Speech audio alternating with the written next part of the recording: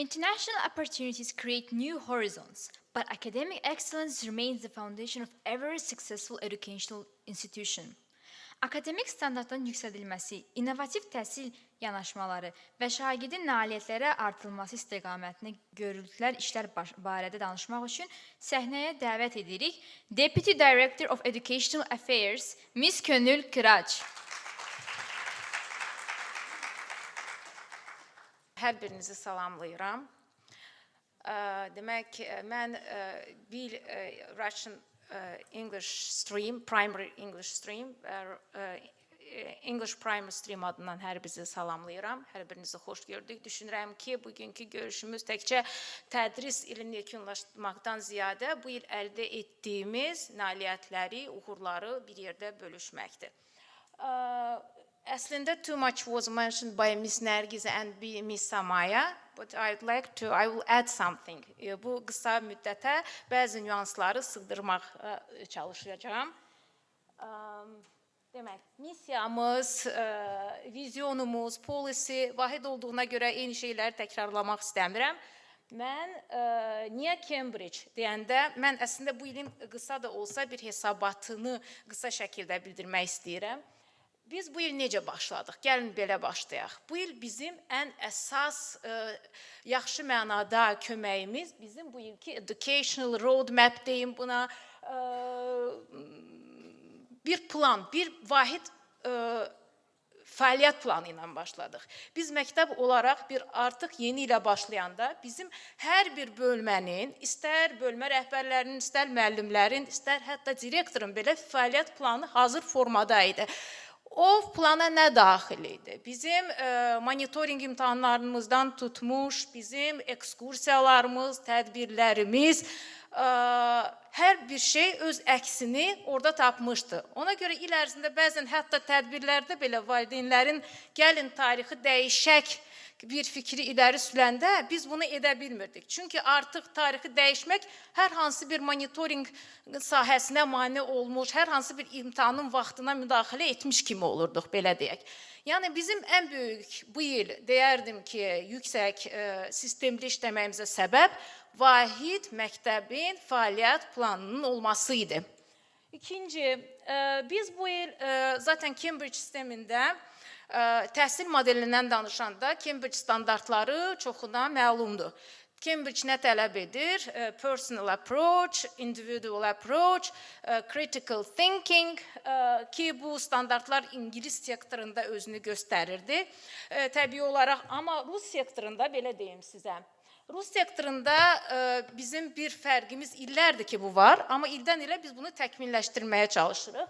Hibrid təhsil deyəndə ki, yerli kurikulumla bərabər bizdə İngilis dili dərsləri intensiv şəkildə Cambridge sertifikatlı müəllimlər tərəfindən tədris olunur. Və intensivlik də eyni formatda English, Math, Science fərqləri.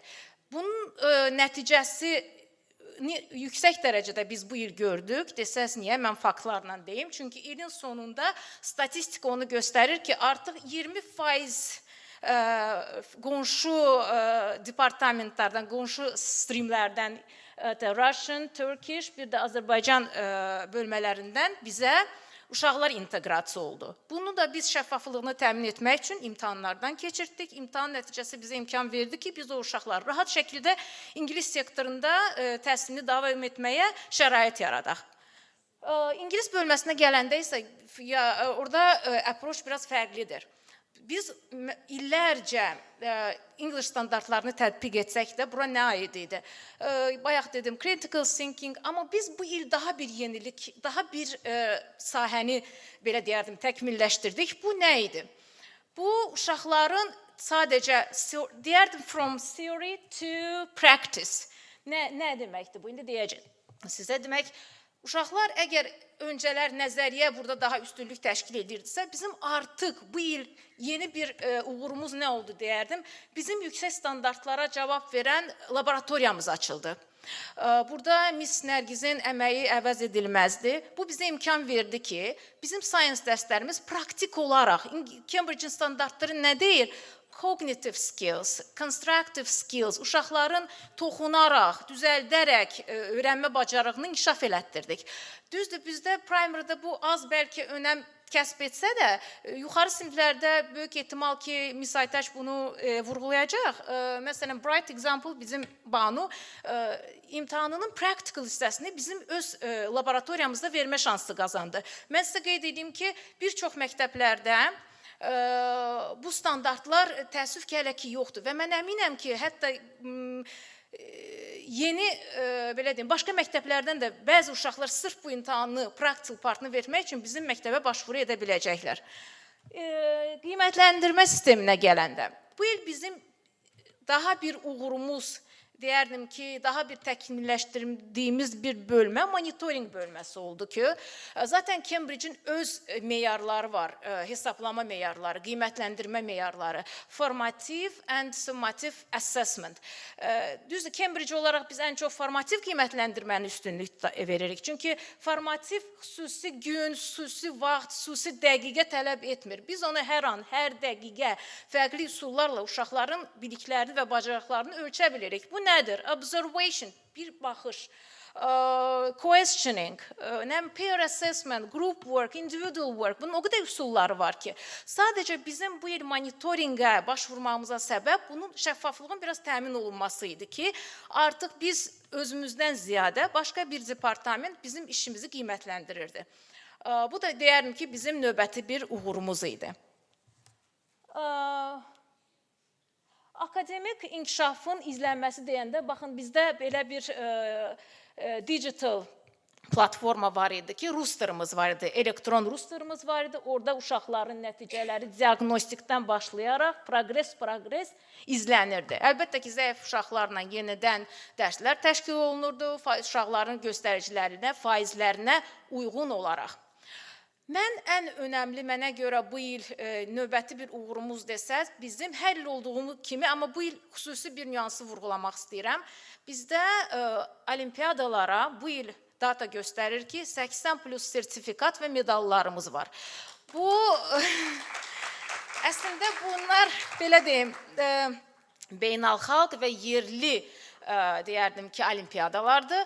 Amma bu il bir fərqli bir şey oldu ki, bizim məktəb arifmetik məhz deyilən bir xidməti, bir sahəni məktəbə, əslində bu il deyildi, bu il daha təkmilləşdirdik, belə deyərəm. Normalda bu xüsusi bir xidmətdir və valideynlərin çoxu xüsusi mərkəzlərə bu təhsili almaq üçün uşaqlarını yönləndirirlər.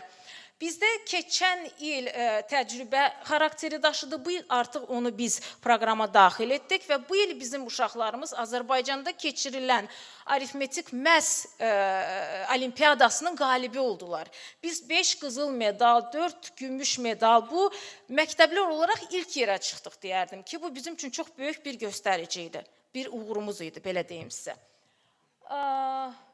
Qiymətləndirmə cədvəli bizdə ilin əvvəlindən artıq monitoring tərəfindən artıq hazır idi, bizə verilmişdi. Eyni şəkildə də akademik təqvim. Uğurlarımız nümunə burada bir uşağın simasında olsa da, onların datası bizdə var.